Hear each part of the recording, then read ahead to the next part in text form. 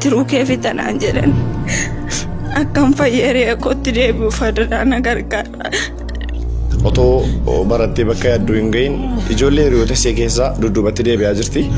Maqaan koo Sumayyaa Gaalibiin jedhama. Kanan baradhu kutaa sagalii dhukkuba na qabee dhukkubni na qabees dhukkuba onneeti. Dhukkubichi kun eegee beekamee waggaa tokkoffaa garuu eeginatti cimee ji'a ja'affaa maatiin kootis obbolaan kooti firri kootis na akkamsiisee waan dhabeef gatiin jireenya gaafate gatii danda'udha. Gatichis waan hin danda'amneef hiriyaa koo keessaa waan hafee barumsa barataa waan hojjeteef barattu kutaa sagaliiti. Namni islaama taatan kiristaanas haa ta'u adaraan na gargaara.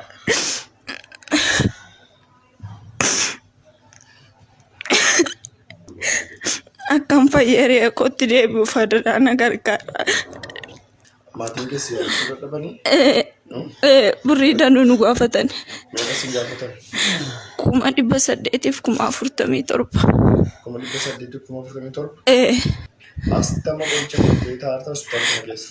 Qorichi hin jiru oksijiinii malee waa tokko saarjaricha yoo godhatte malee kiniinichi immoo dhukkuba biraa sitti kaasee jedhanii asitti marfee qofaan na ilaalaaru. Yookiin namicha fudhate dhukkuba biraa sitti dadhabanii? Tiruu fitanaan jedhan. Asitti garuu oksijiinii bira yeroo qaqqabe bichuu naaf wayi. Oksijiinii numaan jiraataa ta'a? Daqiiqaa 2-3 bichuu waa nyaachuudhaan ofitti baasa malee. Malee ofitti hin baasu? Erga hospitaala kanatti amman? Ji'a 3 wayii geera. Asuma teessu? Eenyutti dhukkubsiisaa haaraas taa'e? Obboleettii kooti. Maazariin isaa asuma teessa. Maaltu sitti dhaga'ama barnoota irraa haftee hiriyoota kee keessaa haftee as malee dhukkubsattee ciisuu kee? Dhukkubuma biraayyuu natti teeranii mataan na dhukkubaa nama manaa yeroo yaadadhe fe'e.